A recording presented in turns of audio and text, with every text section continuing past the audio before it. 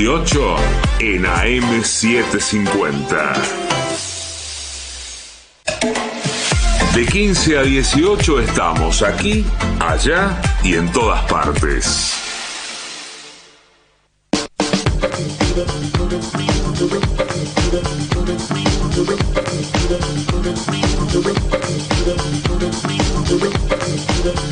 Bueno, estamos aquí, allá y en todas partes, y en el acto de que se realizó ayer en el marco del 9 de julio y la inauguración finalmente del gasoducto Néstor Kirchner, hubo muchos agradecimientos, pero creo que hubo una persona que fue nombrada prácticamente por todos los disertantes, es decir, por el presidente, por la vicepresidenta y por Sergio Massa, que es el titular de YPF, Pablo González. Y estamos en comunicación justamente con Pablo González. Hola, Pablo, ¿cómo estás? Nora Beiras de este lado. Hola, Nora, ¿cómo te va? Muy bien, buenas tardes. Bueno, bien. ¿Cómo te sentiste en el acto por la inauguración del gasoducto Néstor Kirchner? Bueno, primero, obviamente, muy contento. Creo que es una obra estratégica para el país.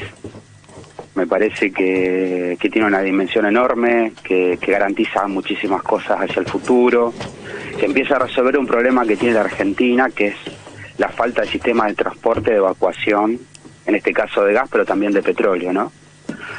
Con lo cual, digamos, el futuro es no solamente el ahorro de divisas, por menos importación de barcos de GNL, sino también la posibilidad de expandir las vías de transporte para el día de mañana tener un saldo exportable, ¿no? Es decir, darle gas al noreste de nuestro país y el día de mañana poder abastecer la demanda, por ejemplo, de Brasil, ¿no? Es decir, Argentina tiene reservas de gas para 150 años y tiene un mundo que demanda energía.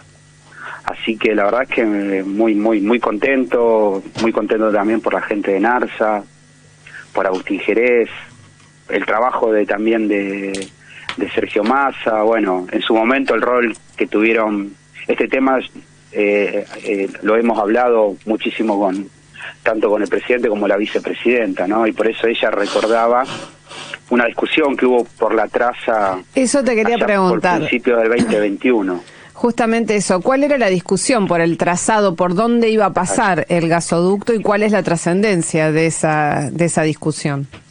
Nosotros lo que teníamos en claro es que había que hacer un gasoducto, ¿no? Y a eso venía a cuento también de la no ejecución del gasoducto cuando el gobierno de Mauricio Macri había decidido una ley de propiedad participada que establecía una inversión privada que nunca llegó, a través de que se pagaba con una concesión por muchos años, en virtud de la cual, en mi opinión, las empresas productoras iban a ser cautivas de aquel que tenga el sistema de transporte.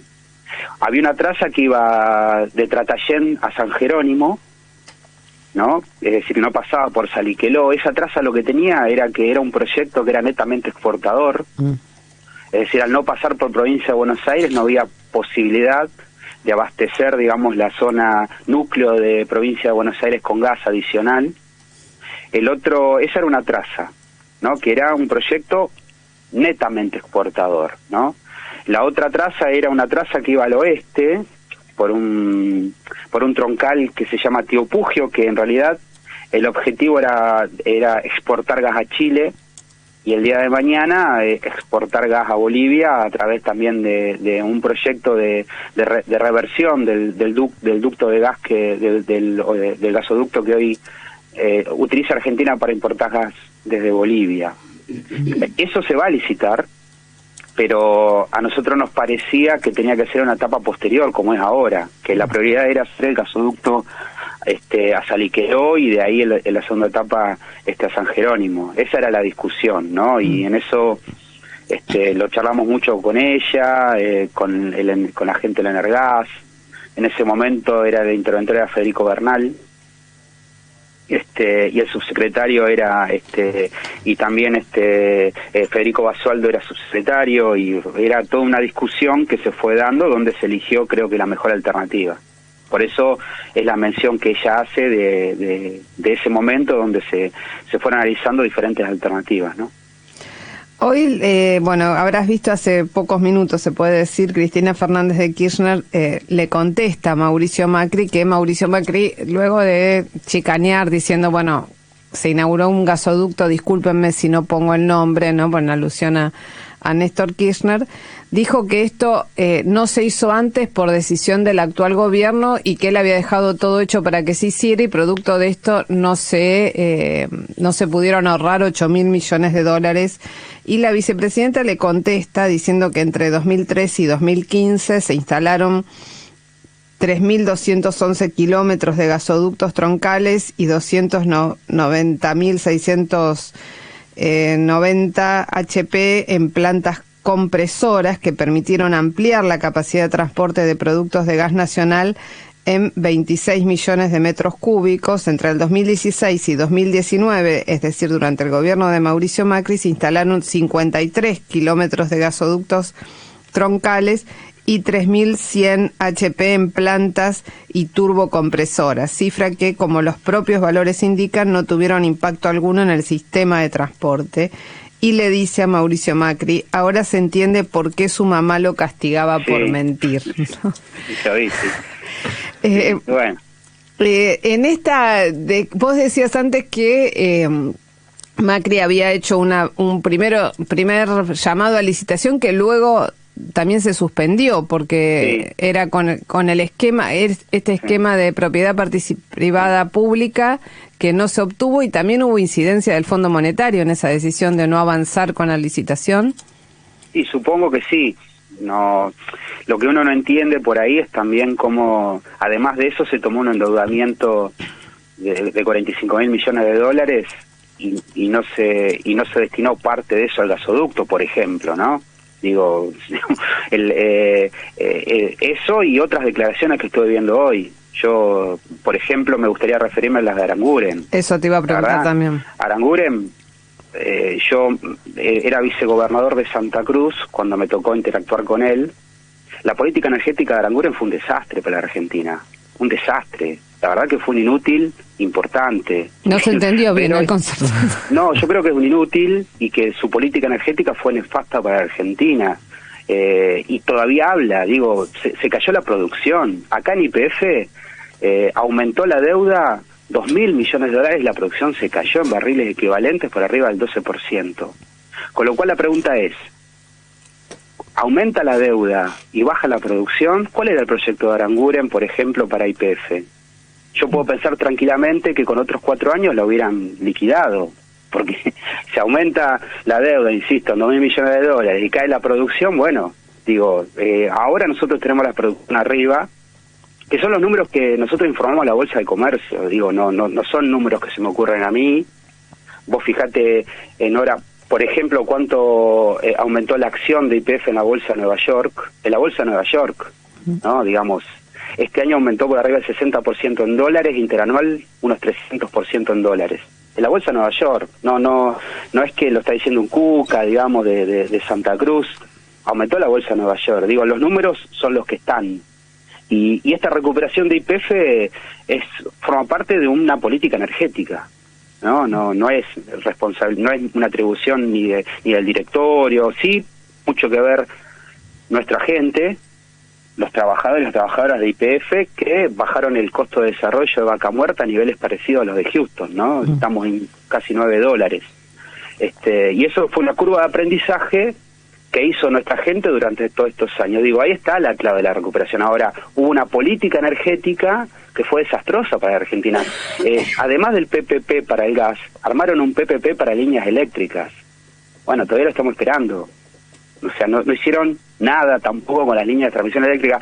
Nosotros ahora podríamos hacer mayores proyectos de parques eólicos y no lo porque tenemos un cuello de botella con la transmisión y está caminando una licitación que está haciendo la Secretaría de Energía para aumentar las líneas de alta tensión, de otras cosas, poder incorporar energía renovable. Bueno, todas esas cosas nos hicieron, digamos, hicieron una política energética, fue un desastre y tuvieron un endeudamiento histórico. Entonces, la verdad que salir ahora a criticar que terminamos un gasoducto, me parece, digamos, a mí me parece que no corresponde, pero bueno. Es mi opinión. Sí, también, bueno... Él da su opinión, yo doy mi opinión. Yo creo que fue un desastre, que no debería hablar, pero bueno. Es llamativo porque, digamos, lo que hoy es la bancada de Juntos por el Cambio en su momento se opuso a la mayoría accionaria estatal para YPF, digamos, este proceso de estatización de YPF, y también se opusieron a la sanción del impuesto a la renta extraordinaria durante la pandemia, ¿no? Entonces, claro. Evidentemente el tema de el financiamiento privado con una concesión asegurada durante 27 años, eso era lo que proponían y tampoco lo lograron, ¿no? Entonces, la verdad menos mal. Sí, menos mal, porque si no la idea, el resultado sería otro para la Argentina.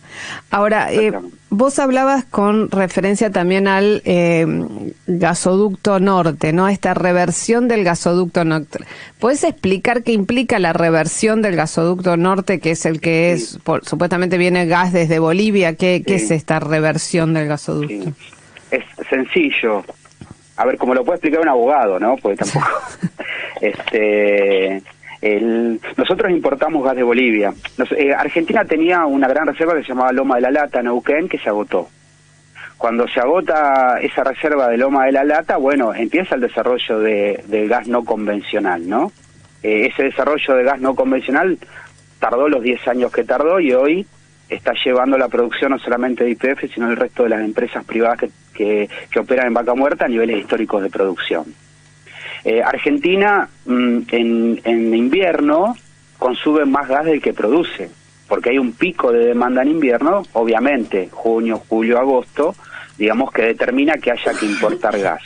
Parte de ese gas se importó siempre de Bolivia. Bolivia tiene un declino de su producción muy importante, pero además abastece a Brasil, y ese mismo gasoducto, en virtud del cual Argentina le adquiría gas a Bolivia, ahora se va a hacer un trabajo, digamos, técnico, en virtud del cual va a ser al revés. En vez de importar, se va a poder exportar. Esa es un poco la explicación artesanal, digamos, de lo que significa revertir ese gasoducto, que ayer Sergio Massa anunció que en pocos días se va a estar licitando.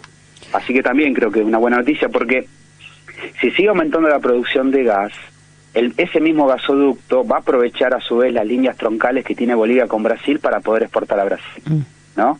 Así que se van a poder firmar contratos a término para poder exportar gas a Brasil. Y la segunda etapa del gasoducto Néstor Kirchner de Salliqueló a San Jerónimo también se tiene que licitar. Sí, esa a mediados de septiembre es la licitación, es un tramo parecido al que se inauguró ayer, que digamos une las líneas troncales de gas para poder tener volumen, para poder llegar, por ejemplo, a Corrientes o a Misiones, que no tienen gas, o tener más gas para Chaco, por ejemplo, para Formosa.